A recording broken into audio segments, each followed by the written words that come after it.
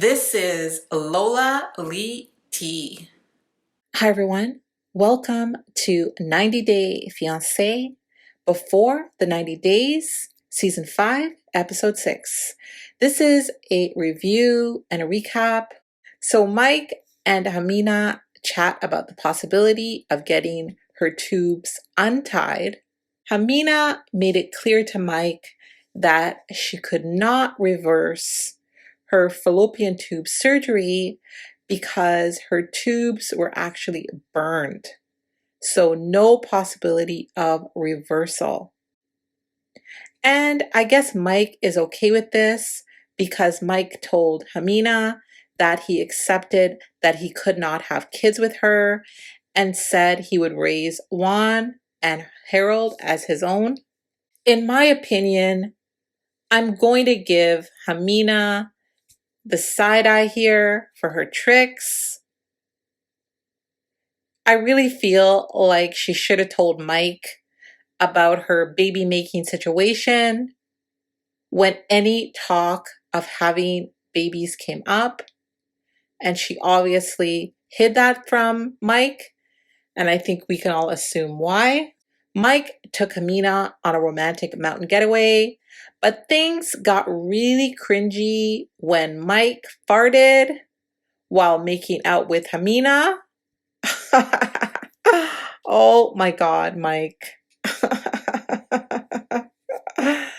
And I feel like this is going to be a problem in their relationship. The farting, if he's already farting so early in the relationship, I think he's probably going to let it rip when they get even closer. Later on, while chilling in the hot tub, Ximena tells Mike that her ex-boyfriend was a hitman, and apparently she lived with him, and while they were living together, he threatened to kill her. And she also told him her other boyfriend was a drug dealer. So I'm thinking at this point, Mike should be asking himself, drug dealer, hitman, this girl certainly has a type. And I wonder if Mike is asking himself, what is Ximena doing with him?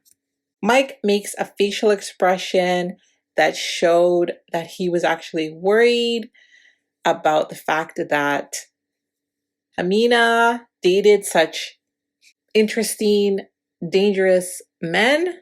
Jasmin told Gino that as punishment for not getting her a Christmas gift, okay, wait for it, she wanted to go on a $2,500 4-day vacation in Panama and wanted Gino to pay for it.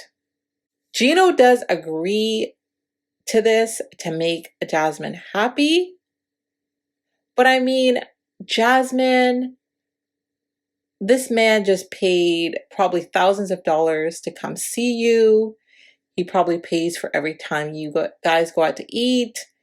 And now you want him to pay for another $2,500 vacation when he is already on vacation with you right now.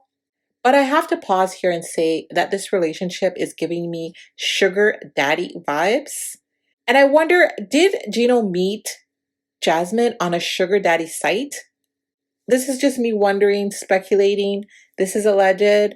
Because this relationship is really coming off as 100% money focused. So after Gino agreed to pay for this extravagant vacation, Jasmin got really upset after she brought up Gino's exes, and Gino didn't say anything bad about them. So I guess she wanted him to badmouth them. And I wonder if these exes are allegedly sugar babies. That would probably explain why Jasmin is so triggered by them. So she runs off crying when Gino wouldn't talk badly about his exes. And Gino really seemed really concerned about her emotions. And once Jasmin calmed down, Gino agreed to never say anything good about his exes. I think he feels like if he just does what she wants, maybe he'll get a little bit of peace. Jasmin then gets back at Gino by sharing the secret that she's been keeping about being on birth control and not wanting to have kids with Gino yet. Jasmin is coming off really childish to me on the show. And personally, I don't think that she should have any kids with Gino. And I do know that the show is edited, but damn, Jasmin is really giving producers exactly what they need for drama. Because you can't really edit what you don't have, right? Caleb and Alina talk about the good and the bad points of their lovemaking. And later that day, they go to a Turkish bazaar with Alina's best friend, Elijah. I really like Elijah and I really want to see more of him. Elijah strongly encouraged Alina after Caleb walked away to tell Caleb the truth about the seriousness of her relationship with her ex-boyfriend and the fact that they lived together while Alina was talking to Caleb romantically. Kim went with Usman and his team to the music video shoot. Kim got very angry by how unorganized and unprepared his team was, and she threw a fit that really irritated his team.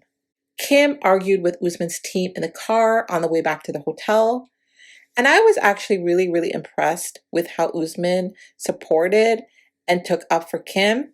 He also said he was mad about how things went.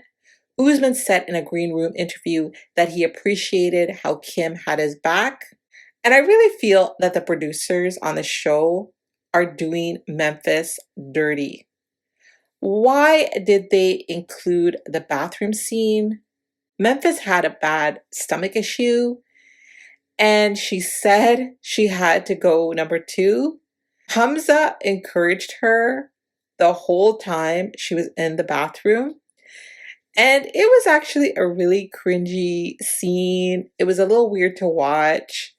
This is something that I think they could have maybe just edited out, but they chose not to for some reason. So Memphis and Hamza sit down and Memphis shares her shocking past with Hamza, and Hamza seemed really surprised. Memphis shared that her mom had a really bad drug problem, and she also shared that her dad spent some time in jail. It's really strange to me that these two are planning to get married, but they haven't talked about such an important thing about Memphis's life. And back at Hamza's mom's house, Memphis found out that Hamza had been lying about his age.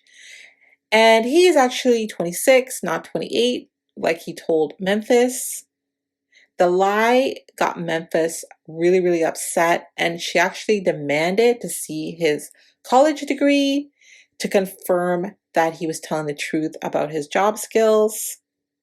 Hamza's mom thought Memphis was really overreacting. And here again, here are my thoughts. She travels to meet a stranger pretty much. I really think she should have asked to see some receipts before she went. How about maybe proof of his age, bank account balance, some education proof? I mean, people do background checks on people all the time. Why didn't Memphis do a background check? Because it seems because these issues seem really important to her. So we are introduced to a new cast member. His name is Ben. Ben is a 52-year-old, good-looking, deeply religious father of 4 who has been in an online relationship with 24-year-old Mahogany, who is from Peru. They've been in a relationship for 3 months.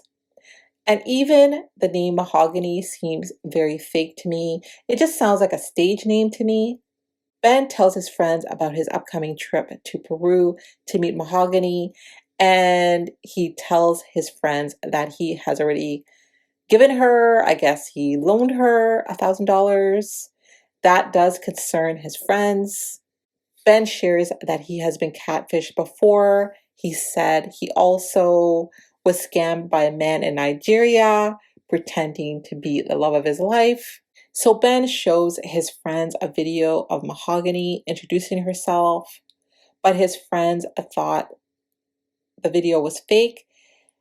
And I mean, she is absolutely gorgeous, but I also think that the video is fake. That's just my opinion. And I mean, the catfish could have paid this real girl to say whatever they wanted on the video, or maybe the catfish manipulated the video somehow. And I'm wondering, why haven't they video chatted live? Ben had lunch with 3 of his kids and his ex-wife to let him know about the relationship. And I guess one of his kids do not want anything to do with the show.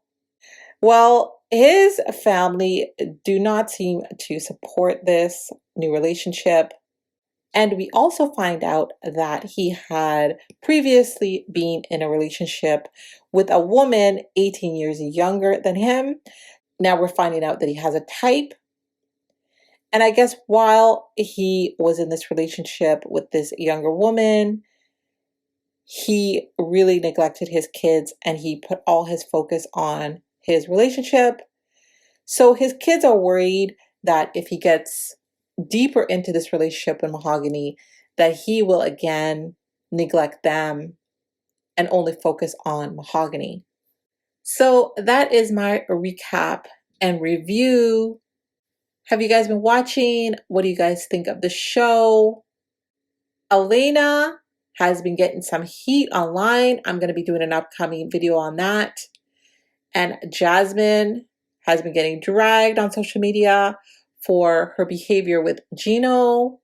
And Memphis is still getting a lot of heat for last week's episode for disrespecting Hamza's mom. And it does kind of seem like the producers are not painting her in the best light. So let me know what your thoughts are on this week's episode. Don't forget to like, share, and subscribe, and go follow me on Instagram and Twitter. Just search for Lola Lee T. I love you guys. Bye.